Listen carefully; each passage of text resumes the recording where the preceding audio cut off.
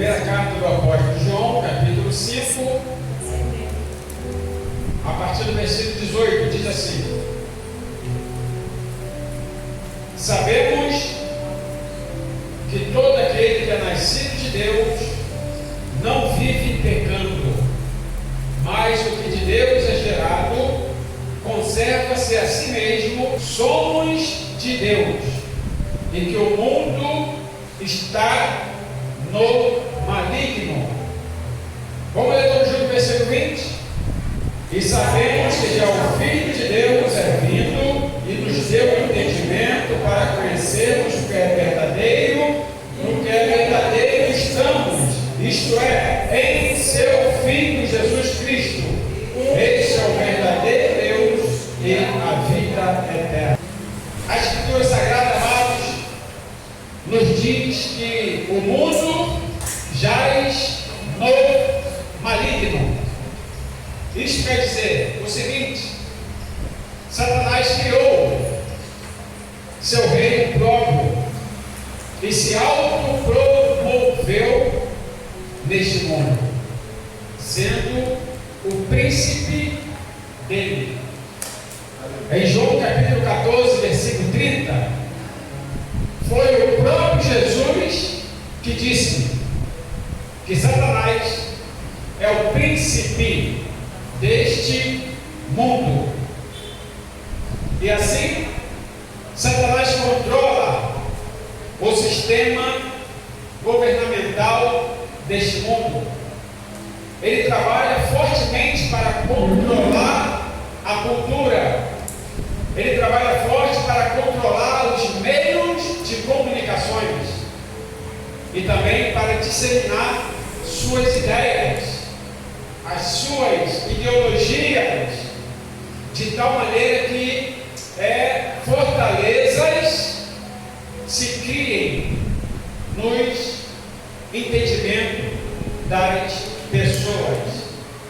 E através dessas fortalezas que são criadas nos entendimentos das pessoas, sabe o que acontece? Isso provoca uma cegueira espiritual. Aí a gente entende porque Paulo disse em segunda carta aos Coríntios, capítulo 4, e o versículo 4, que nos quais o Deus deste século fez o quê? Cegou o entendimento dos incrédulos, para não lhes resplandecer a luz do Evangelho, da glória de Cristo, que é a imagem de Deus.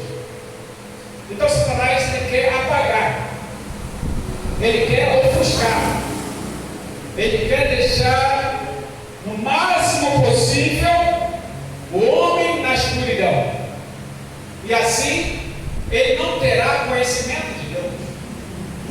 Ele quer apagar, ele quer bloquear o entendimento das pessoas para não entender as maravilhas que Deus tem proporcionado para o ser humano.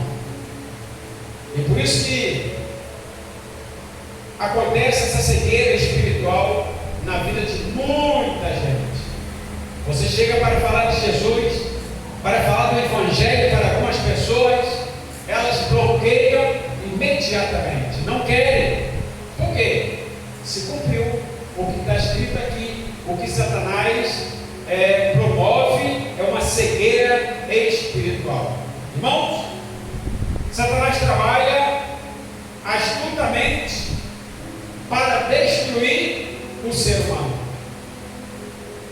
Ele possui suas ferramentas de ataque. Ele também possui as suas armas para destruir o ser humano. Eu quero aproveitar essa oportunidade e lhes passar pelo menos 4 grandes armas que ele usa para destruir, para acabar com o ser humano. Porque Satanás não gosta do ser humano, não gosta desse ser criado por Deus. Então ele faz tudo para nos destruir. A primeira grande arma que ele usa é a possessão.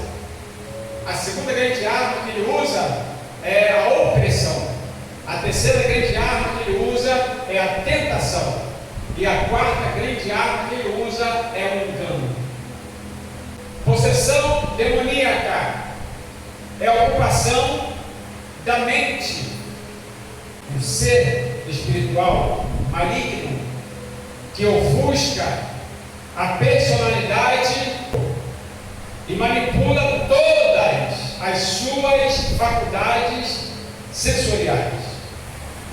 Então, Satanás, amado, ele toma posse da mente, ele toma posse do corpo, ele toma posse das emoções, ele toma posse da vida do ser humano, na tentativa de levar essa pessoa a blasfemar de Deus, com o objetivo de levar essa pessoa a se afastar de Deus, com o objetivo de fazer com que essas pessoas ignoram Deus. Então é exatamente o que ele quer fazer, e o que ele tem feito. Ele tem tomado posse da vida das pessoas. Possuir uma pessoa, ele trabalha progressivamente, ele trabalha aos poucos. Lembra da mensagem do domingo? Como ele tomou posse de Judas? Foi explicado aqui, né? Todos entenderam, né? Então ele não chega, ele vai aos poucos, meus amados. Primeiro ele prepara o terreno. Então, possessão maligna, para ele tomar posse de uma pessoa, aquele terreno já foi preparado e depois ele vendeu o pote. E alguns dos motivos para uma possessão maligna, às vezes começa desde a infância, às vezes começa com a criancinha no ventre da mãe. A criancinha ainda nem nasceu e ela já foi consagrada a Satanás. Isso acontece muito, irmãos. Infelizmente, é uma coisa que não é nova, acontece há muitos anos atrás. Os pais comprometidos com Satanás, muitos deles oferecem a sua criança, consagra a sua criança a Satanás. Assim como nós apresentamos as nossas crianças ao Senhor, lá eles consagram, entregam completamente a Satanás. E o que acontece? Porta aberta para que essa criança seja possuída por Satanás. Nós podemos observar o Senhor falando sobre isso lá em Levítico, capítulo 18, e o versículo 21. Isso é uma coisa antiga, não é agora. Isso já vem acontecendo há muitos anos. Só que aqui ele está fazendo algo duplo. Além de oferecer a Satanás, consagrar Satanás, ele está fazendo o quê? Sacrificando a criança. Vamos lá. Levítico 18, versículo 21. Olha o que diz: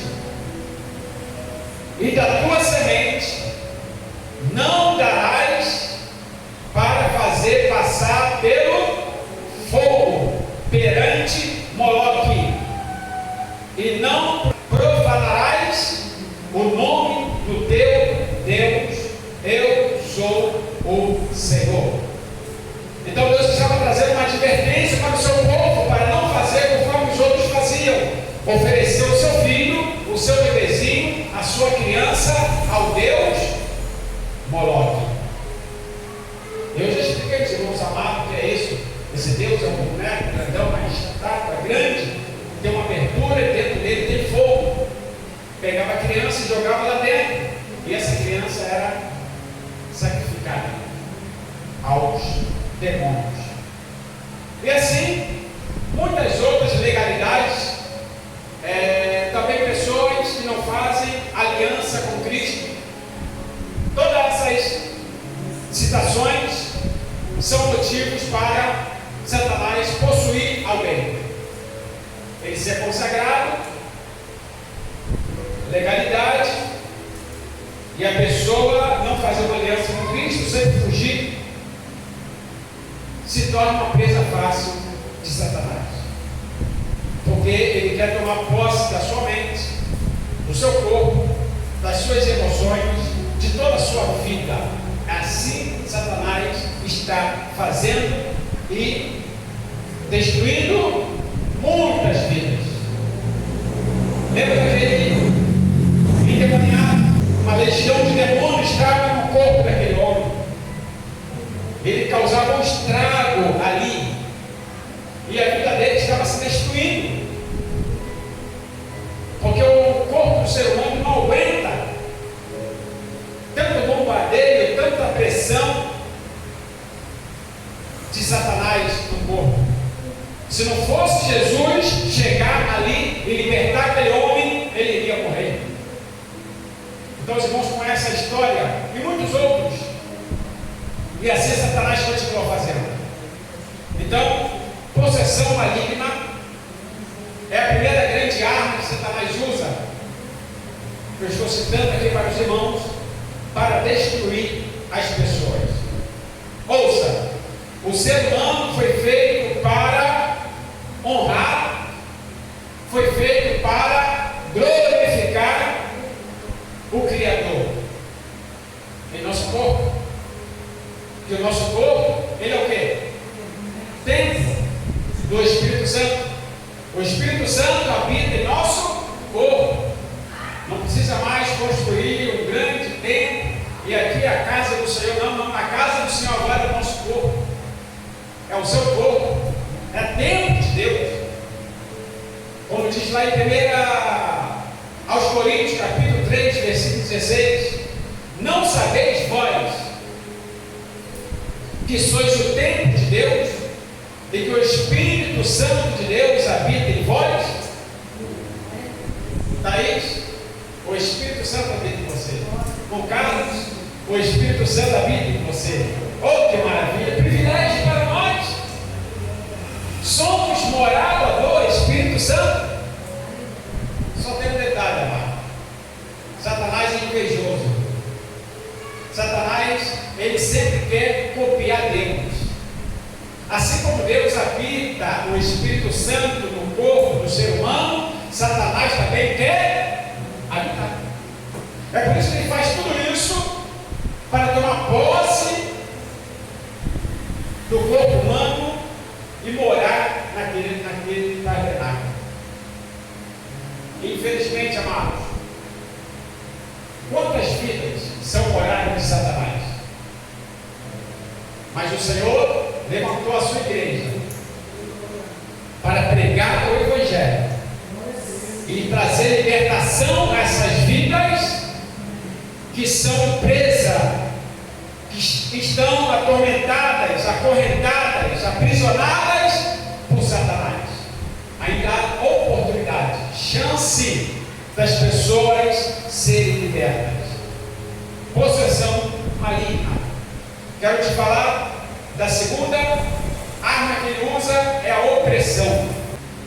O crente pode ser possesso, pode ser tomado por Satanás, enquanto ele estiver em comunhão com o Senhor Jesus. Isso jamais. Enquanto ele manter o seu pacto com Deus, a possessão jamais.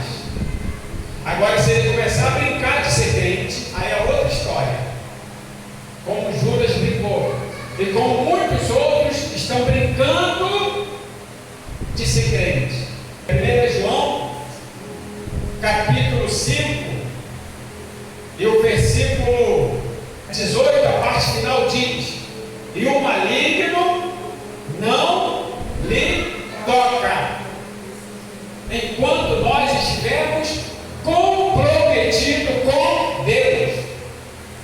Ele não pode tomar posse da nossa vida. Agora, a opressão, a segunda grande arma. Pode acontecer com o crente opressão? Pode. Qualquer pessoa pode ser oprimida. E o que é a opressão, pastor? Opressão é o ato de oprimir, sufocar, seja uma pessoa ou uma comunidade. opressão vai coitar a sua autoestima.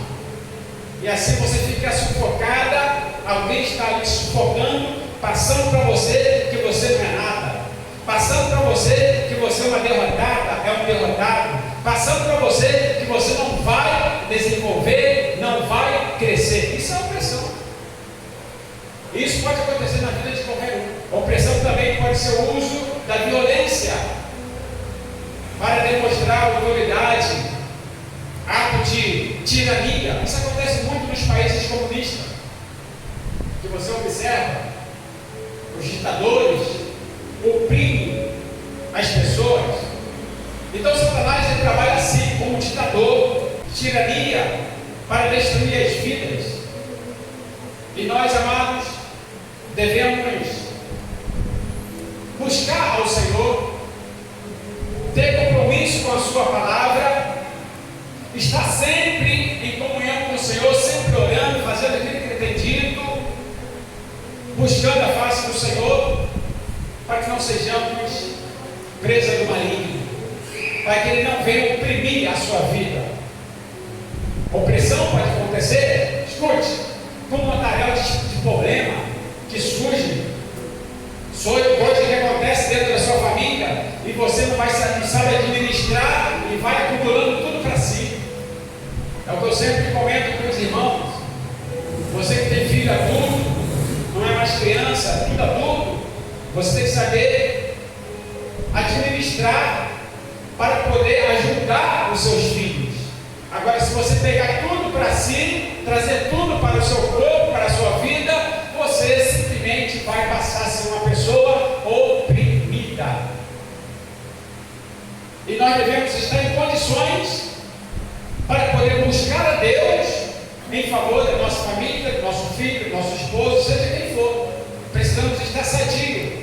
Então você traz tudo para si e acaba ficando oprimida. Então, nossos filhos, depois de adulto, cada um responde pelos seus erros.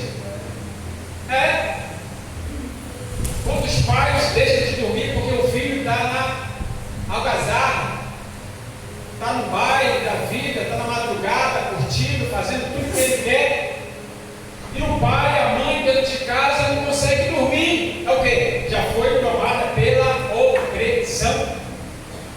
Não, meu irmão, o que você pode fazer? Dobra o seu joelho e ora. Fala com aquele que tem poder para mudar o quadro e leve a sua vida tranquila. Não é que você é insensível ao que acontece com seus filhos, não. É que você não pode trazer tudo para o seu corpo. Tem que saber administrar. Porque é uma escolha dele, é uma decisão dele. Então você tem que orar por ele, jejuar por ele. Quando ele estiver dormindo na sua casa, você é madrugada, administrar sobre a vida dele. É o máximo que você pode fazer. Não ficar choramingando, chorando, passando mal, adoentada, por causa de um marmanjo. Não, meu irmão. É decisão dele. Deixa Deus trabalhar. Quantos mamãe, papai, pastor, eu não consegui dormir essa noite, por quê? Por causa do meu filho. Quantos anos tem o seu filho? 30. Quantos anos tem o seu filho? 35. Meu irmão, a fase de criança, a fase daquela inocência já passou. Já orientou ele? Já. Não é isso que ele quer? Deixa ele ir. Vai pegar ele forçado? Vai trazer ele para a igreja forçado? Vai fazer ele seguir o Senhor forçado? Não, acabou isso. É por isso que a Bíblia diz: ensina a criança o caminho em que deve andar. Quando crescer, acabou, irmão. O que você fala para ele? Não, papai, já sei. Não, mamãe, já sei. Vai entrar aqui, vai sair aqui. Deixa ele. Agora você não pode ficar morrendo, se acabando por causa do seu filho. Ele está grandinho. Deixa ele tomar decisão. Só ore por ele, interceda por ele, jejue por ele, ministre sobre a vida dele. Pode ser que no meio dessa jornada ele tenha um encontro com Deus. E Deus sabe mais do que eu e você como trabalhar na vida de cada um, principalmente aquele filho rebelde. Deus sabe como trabalhar. Agora não pode você morrer, meu irmão, passar mal por causa do seu filho. Não. Ore ao Senhor, busca o Senhor, deixa Deus trabalhar. Terceira arma Um crente pode ser tentado? Pode. Nós somos tentados direto. O que é tentação? Tentação é a ação de Satanás para fazer você se desviar da rota, para fazer você pecar contra Deus. Então Satanás, ele trabalha, tenta para que a pessoa venha pecar contra Deus. Ele é tão astuto, ele teve a audácia de tentar quem? Jesus. Mateus capítulo 4, versículo 8 e 9. Jesus foi levado para um alto monte, e lá Satanás mostrou a Jesus todos os reinos do mundo e a sua glória. E Satanás disse para Jesus: se tão somente prostrares e me adorares, tudo isso te darei. Então ele tentou Jesus, mas Jesus logo repreendeu. No versículo 10, então disse Jesus: vai-te, Satanás, porque está escrito: ao Senhor teu Deus adorarás. Não Satanás. Satanás não é para ser adorado. É o Senhor Deus, o Todo-Poderoso, que é para ser adorado. Aí Jesus chama a atenção dele: ao Senhor teu Deus adorarás, e só a Ele servirás. Aí o diabo não aguentou com essa. Versículo 11. Então o diabo beijou e saiu disparado. É assim que acontece. Quando você enfrenta o diabo com a verdade, ele foge. Resistir, não fugir dele. É ele que tem que fugir de você. Você manter ele firme com a palavra de Deus, ele não vai aguentar, vai sair. Então Satanás está sempre nos tentando. É a arma que ele usa para nos destruir. Deus tenta alguém? Deus tenta alguém? Não. Deus não tenta? Deus faz o que então? Deus prova. Deus não tenta ninguém, Ele prova. A tentação do diabo é para destruir a sua fé, a sua comunhão com Deus. Tiago 1, versículo 13. Ninguém sendo tentado diga: de Deus sou tentado, porque Deus não pode ser tentado pelo mal, e a ninguém tenta. Deus não tenta ninguém. Olha o que diz o versículo 12: bem-aventurado o varão que sofre a tentação, porque quando for o quê? Provado por Deus, quando for provado, receberá a coroa da vida, a qual o Senhor tem prometido aos que amam. Então vem a provação, é para nos promover, nos recompensar. Vamos ao capítulo 1, versículo 2 ao 4. Tiago, vamos lá. 2 ao 4. Meus irmãos, tende grande gozo quando caímos em várias tentações. Não reclama não. Ok? 3. Sabendo que a prova da vossa fé, então Deus nos prova para que nós possamos produzir, desenvolver, crescer. Ele prova a nossa fé. Olha o 3, o 4. Tenha, porém, a paciência, a sua obra perfeita, para que sejais perfeito e completo, sem faltar em coisa alguma. É uma prova que Ele nos aplica para que nós possamos passar de um patamar para outro, possamos ter uma outra experiência profunda com Ele. Então Deus está sempre testando. Amém? Viu quando Ele testou Abraão? Meu Deus, que provação aquela! Abraão, quero o seu filho. Ele não brigou, ele não discutiu, ele foi lá e ele cumpriu. Senhor, o senhor quer? Tudo é teu. Bom quando a pessoa entende isso. Nada é meu, tudo é do Senhor. Quer? O Senhor me deu, mas o senhor quer? Toma. Tremendo. Então Deus nos prova da maneira que Ele quer. E por último, a última arma que ele usa para destruir as pessoas é o engano. Satanás é especialista em enganar. É assim que muitas pessoas têm caído na garra dele, porque é levado pelo seu engano. Como Eva pegou? Foi enganada. Adão. Satanás veio e apresentou algo que não era real e eles acreditaram. É o que tem acontecido com muita gente, e muita gente boa dentro da igreja tem se prejudicado porque foram enganados por Satanás. Olha uma forma da pessoa ser enganada por Satanás. Levítico 19 e o versículo 31 diz assim: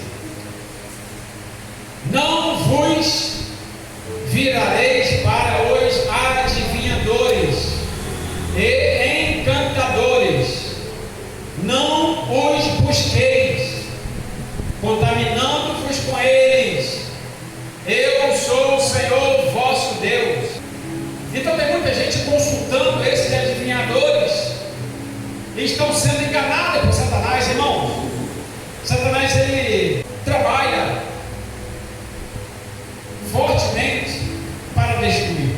Há uma rede muito forte de demônios que agem, escute, interligados um com o outro em toda a região do mundo. Aí a pessoa vai consultar a uma dessas entidades e a pessoa diz: ele falou tudo sobre minha vida.